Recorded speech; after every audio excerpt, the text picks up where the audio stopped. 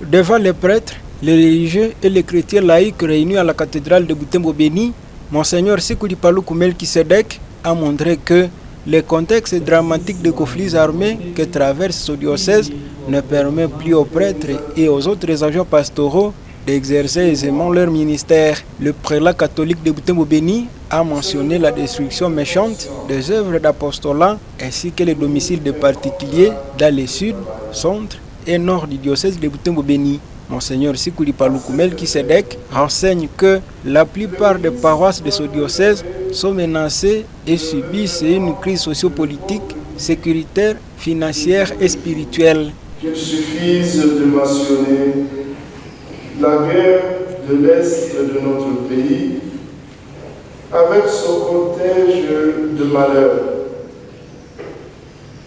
l'occupation et les pillages de certains nombres de paroisses du sud de notre diocèse d'un côté et de tueries sporadiques dans les zones pastorales du centre et surtout du nord du diocèse, ainsi que les tracasseries par rapport à la circulation libre de personnes et de leurs biens.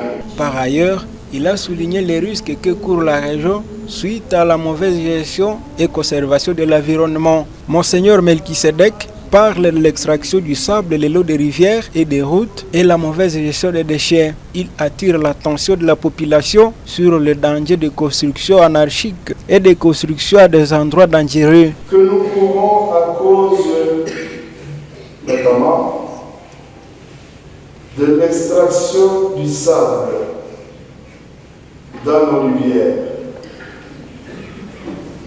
le long de nos routes, dont certaines pourront disparaître d'ici là.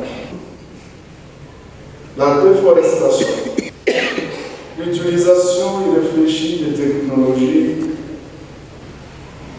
la volonté de manipuler et de contrôler la nature,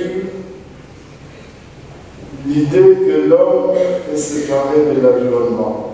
Monseigneur Sikuli Paluku Melkisedek note que l'avenir de la génération future dépendra de son implication actuelle dans la gestion de l'environnement. D'après lui, l'évangélisation doit aussi prendre en compte la protection de l'environnement.